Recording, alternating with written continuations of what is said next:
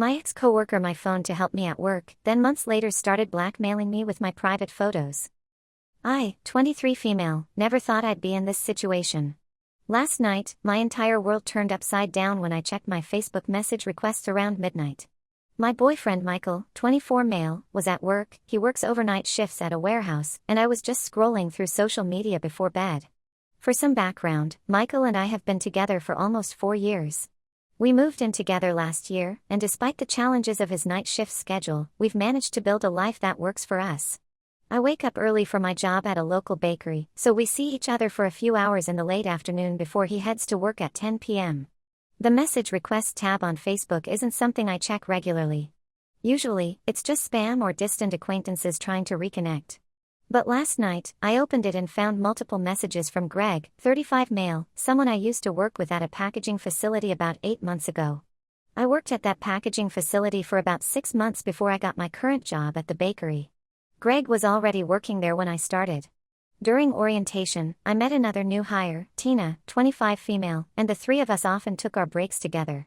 Greg and I were friendly, but nothing more than workplace acquaintances. He'd occasionally join conversations during lunch breaks, but we never exchanged personal contact information or hung out outside of work. Tina and I became actual friends, though. We still meet up for coffee occasionally, and she told me a few months ago that she and Greg had started hooking up after work sometimes. It was casual, just a friends with benefits situation.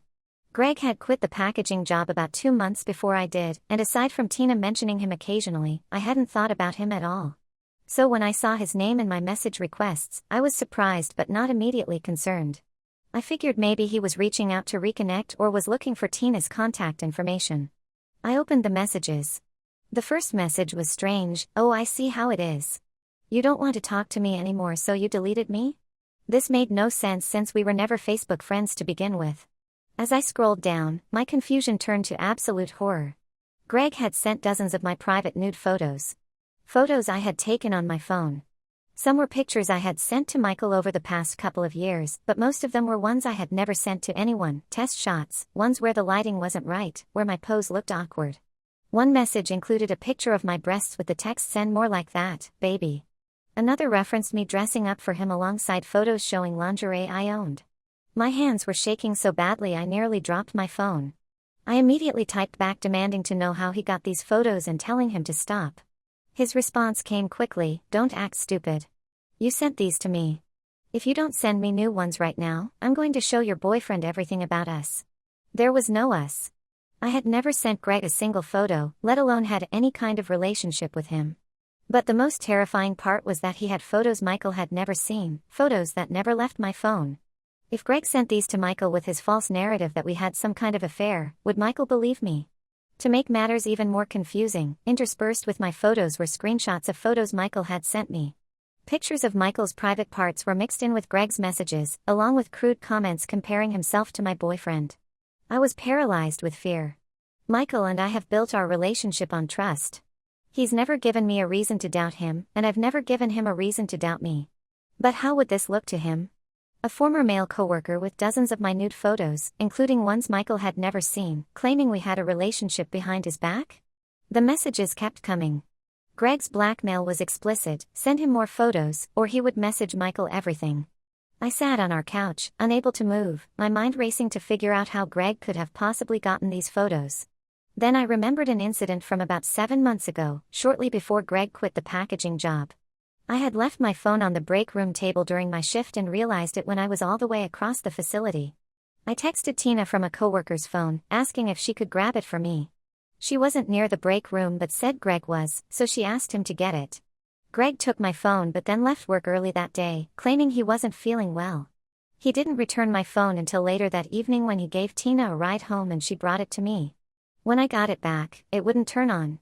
Greg had taken out the battery and put it back in backwards, claiming he couldn't figure out how to turn it off because the power button was on the back. At the time, I thought nothing of it. I fixed the battery myself and went on with my life. All my photos were stored on the SD card, which wasn't encrypted. Later, around Christmas, I noticed some videos on my SD card were corrupted, but I chalked it up to a card error. Now the truth hit me like a truck. Greg must have removed my SD card, copied all the contents, and then put it back in during the hours he had my phone. That would explain why he had photos I never sent to anyone, even the test shots and unflattering ones I deleted afterward. I stared at my phone, sick to my stomach. Greg knew Michael worked night shifts because I had complained about our opposite schedules during break room conversations. He was messaging me now, late at night, knowing Michael wasn't home. His messages were carefully crafted to make it look like we had a relationship. If Michael saw them out of context, it would be devastating. The clock showed 2 a.m. I hadn't responded to Greg's demands, and he was getting increasingly aggressive. I took screenshots of everything as evidence. I knew I needed to tell Michael before Greg could reach him with his lies, but I was terrified. How do you prove a negative? How do I prove I never sent these photos to Greg when he somehow has them? I decided to be completely transparent. When Michael got home from his shift, I would show him everything, the messages, the threats, and explain my theory about how Greg stole the photos. I also planned to go to the police. This was theft and blackmail, both crimes. I couldn't sleep at all that night. When morning came, I posted on a support forum asking for advice, leaving out identifying details.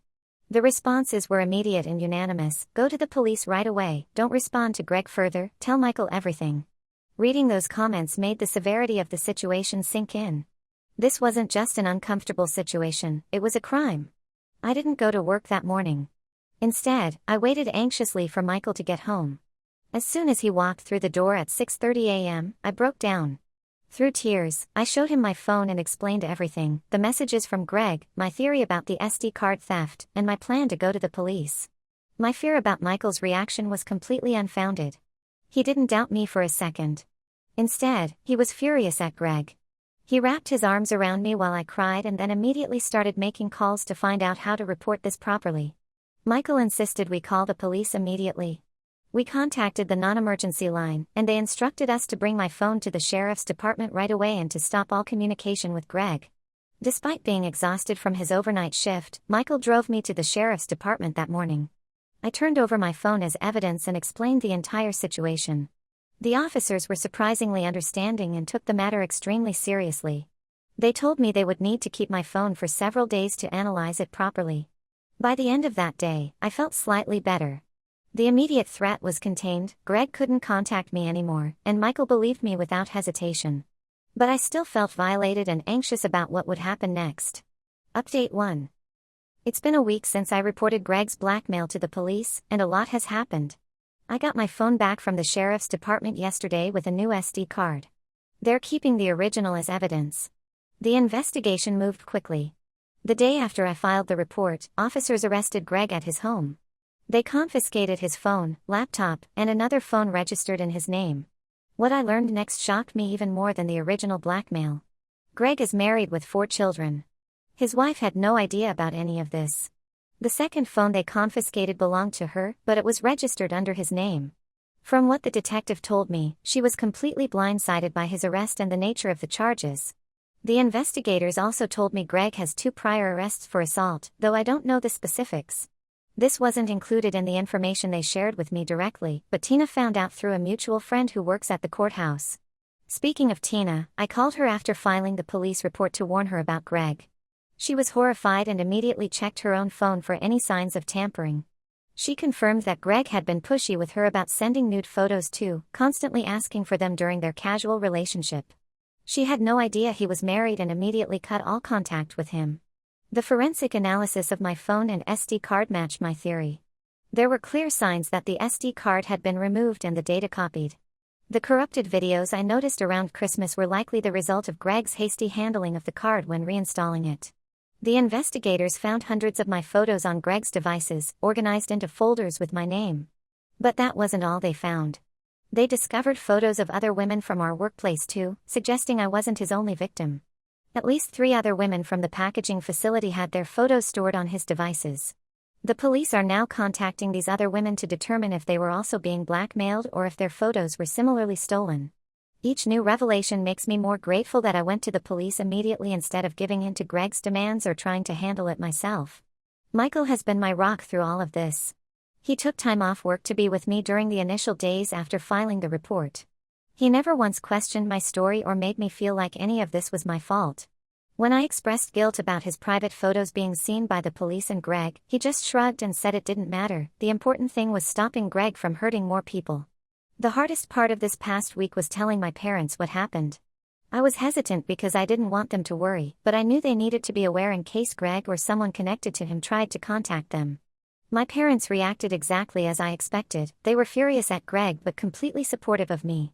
My dad wanted to drive over to Greg's house himself before I explained that the police were handling it.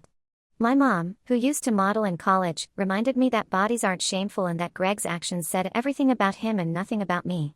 My uncle, who runs a popular bar in the next town over, offered to hire a security guard to walk me to my car after shifts if I ever needed to feel safer. The detective handling my case called yesterday with an update. Greg is facing multiple charges: theft of digital property, extortion, harassment, and distribution of intimate images without consent.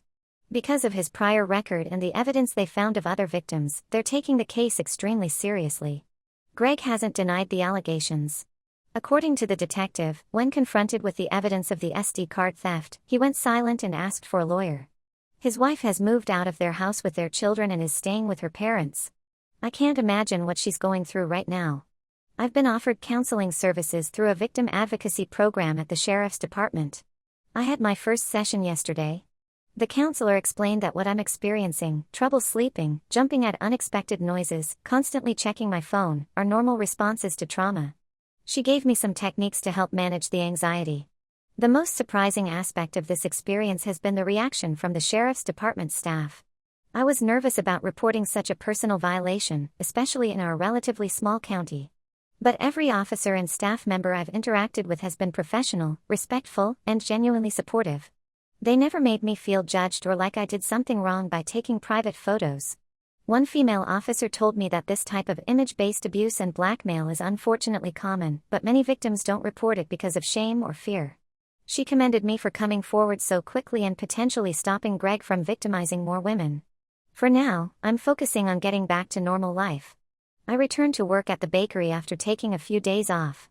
My boss doesn't know the specifics, just that I was dealing with a personal emergency, but she's been understanding about my distracted state. Michael and I have started looking into more secure ways to store private photos. We're researching encrypted storage options and better security measures for our phones. It's a small step toward reclaiming our sense of privacy and security. The detective said the investigation will likely take another couple of weeks as they analyze all of Greg's devices and build the case. I'll update again when there are more developments. Update 2. It's been a month since my last update, and the case against Greg has developed significantly. The district attorney contacted me 2 weeks ago to inform me that they're pursuing felony charges based on the evidence collected. The forensic investigation of Greg's devices revealed far more than anyone anticipated. The police found evidence that Greg had been stealing private photos from women for over 3 years, long before I even started working at the packaging facility. They identified at least 12 women whose photos were stored on his devices, dating back to a previous job he held at a retail store. His method was always the same: gain access to a woman's phone under some pretext, remove the SD card or connect the phone to his laptop, copy the contents, and return the phone with some excuse about battery issues or the phone not working properly. In some cases, he installed spyware before returning the phones. 5 of these women, including me, have agreed to testify against him. Most of the others didn't want to get involved publicly, which I completely understand. The shame and vulnerability associated with this type of violation are overwhelming, even when you know you did nothing wrong. The most disturbing discovery was that Greg had attempted this blackmail scheme before. 2 other women from his previous workplace had received similar messages but had blocked him and never reported it. They came forward after seeing the news about his arrest in the local paper. Unlike me, they had given in to his demands and sent additional photos, which he continued to use to extort more from them. The cycle only stopped when they changed their phone numbers and moved their social media accounts. Greg's wife filed for divorce immediately after his arrest. Through her lawyer, she reached out to me and the other victims to apologize for his actions, though obviously none of this was her fault. She had no knowledge of his behavior and was devastated to learn about it. She's now focused on protecting their children from the fallout of this situation. Tina and I have grown closer through this ordeal. She feels partly responsible since she was the one who asked Greg to retrieve my phone that day, though I've assured her repeatedly that she's not at fault. She's been helping the investigation by providing information about Greg's behavior and comments he made during their brief relationship that, in hindsight, hinted at his predatory nature. Last week, I attended a preliminary hearing where the judge determined there was enough evidence to proceed to trial. Greg was present, sitting across the room with his lawyer. It was the first time I'd seen him since leaving the packaging job. He looked smaller somehow, less intimidating than the monster he'd become in my mind. He didn't make eye contact with me or any of the other victims present. The prosecutor believes Greg will likely accept a plea deal rather than go to trial, given the overwhelming evidence against him. If he does, he'll serve at least 2 years in prison and be required to register as a sex offender upon release. If he doesn't take the deal and is convicted at trial, he could face up to 7 years. Michael attended the hearing with me, holding my hand throughout the proceedings. He's been unwavering in his support, even taking the initiative to research support groups for partners of people who've experienced this type of violation. He found an online forum where partners share advice on how to be supportive without being overprotective. One unexpected development was getting contacted by a digital privacy advocacy group that wants to use aspects of my case, anonymously, to push for stronger laws against image-based abuse. They explained that laws in this area vary widely by state, and many jurisdictions don't have specific statutes addressing non-consensual distribution of intimate images or sextortion. I'm considering working with them after the legal proceedings conclude. The hardest part of the past month has been dealing with the knowledge that these private images are out there and were seen by investigators, lawyers, and Greg. The detective assured me that the evidence is being handled with the utmost confidentiality and will be destroyed once the case is closed, but it's still difficult to accept. I've started using the coping strategies the counselor suggested. Deep breathing exercises help when I feel panic rising, and writing in a journal lets me process my thoughts without constantly discussing them with Michael or friends. I've also found physical activity helps. I've been going for runs in the morning before work, and the exhaustion helps me sleep better at night. My parents check in daily, sometimes too frequently, but their concern comes from a good place. My dad installed additional security features on our apartment door, and my mom has been dropping off home-cooked meals several times a week. Their support means everything, even when it feels a bit suffocating. The detective handling my case called yesterday to inform me that the trial date has been set for 3 months from now, assuming Greg doesn't accept the plea deal. It feels like a long time to have this hanging over my head, but I'm determined to see it through. Each step in the legal process brings a small measure of closure. For now, I'm focusing on the positive aspects, the support I've received, the fact that Greg can't hurt anyone else right now, and the knowledge that coming forward potentially helped other women escape similar situations. I'll update again after the next major development in the case. Update 3. It's been 6 months since my last update, and I'm finally ready to close this chapter of my life. A lot has happened, and I want to share the resolution of this ordeal. 3 months ago, just 2 weeks before the scheduled trial, Greg accepted a plea deal. He pleaded guilty to multiple counts of computer fraud, extortion, harassment, and non-consensual distribution of intimate images. The judge sentenced him to 4 years in prison with the possibility of parole after serving 2.5 years. He'll also be required to register as a sex offender for life and will be prohibited from owning or using smartphones or computers with internet access without supervision after his release. The sentence brought mixed feelings. Part of me wanted him to serve more time for the trauma he caused to multiple women. Another part was just relieved to avoid testifying in open court and having to relive the details of what happened. Ultimately, I've made peace with the outcome, knowing he's facing significant consequences for his actions. During the sentencing hearing, I had the opportunity to deliver a victim impact statement. Standing in that courtroom, facing Greg directly for the first time since this began, was one of the hardest things I've ever done. My voice shook, but I made it through my prepared statement. I explained how his actions affected my sense of security, my relationship, and my trust in others. I also made it clear that I was speaking not just for myself, but for all his victims. Greg's lawyer had him read an apology statement, but it rang hollow, filled with excuses about addiction issues and personal problems. The judge wasn't impressed either, noting that his pattern of predatory behavior showed planning and deliberation rather than impulsive actions. In the months since the sentencing, my life has gradually returned to normal. Michael and I are still together and stronger than ever. We moved to a new apartment in a different part of town, partly for a fresh start and partly because Michael got a promotion that allowed him to switch to day shifts. Adjusting to a normal sleep schedule together has been wonderful for our relationship. Tina and I remain close friends. She left the packaging facility shortly after all this happened and now works at a graphic design firm. She's been dating someone new for a few months and seems happy. The most unexpected outcome of this experience was my involvement with the digital privacy advocacy group I mentioned in my last update. What started as a conversation about using my case as an example turned into a part-time position. I now work with them 3 days a week, speaking at community centers and high schools about digital security, privacy, and the importance of reporting image-based abuse. Last month, I was invited to testify before a state legislative committee considering a bill that would strengthen penalties for digital privacy violations and create more resources for victims. The bill passed committee and is expected to go before the full legislature next session. Knowing that my experience might help protect others gives me a sense of purpose I never expected to find from such a traumatic event. My parents have finally stopped checking in daily, though my mom still brings food over at least once a week. My dad and Michael have developed a close relationship, often working on home improvement projects together. My family's unwavering support throughout this ordeal has strengthened our bonds in ways I couldn't have anticipated. Greg's ex-wife moved to another state with their children to escape the local attention the case received.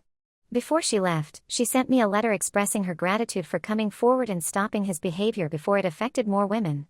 She's rebuilding her life now, focusing on her children and their future. As for me, I've learned to trust my instincts more. When something feels wrong, it usually is. I've also learned the value of immediate action rather than paralysis in a crisis. If I had given in to Greg's demands out of fear or shame, he would have continued to control and victimize me and others. Going directly to the police and to Michael was the best decision I could have made. The counseling services provided by the Victim Advocacy Program ended 3 months ago, but I've continued seeing a therapist on my own. Working through the lingering effects of this violation takes time, and I'm giving myself that time without pressure or judgment. Michael proposed last weekend. We're planning a small wedding next spring. When he asked why I said yes now after previously saying I wanted to wait a few more years, I told him that going through this experience showed me exactly who he is in a crisis, and he's exactly the partner I want for life. This will be my final update on this situation. While I'll never forget what happened, I'm ready to stop identifying as a victim and move forward. To anyone who might be facing a similar situation, report it immediately, surround yourself with supportive people, and remember that none of it is your fault. There is a way through, and it does get better.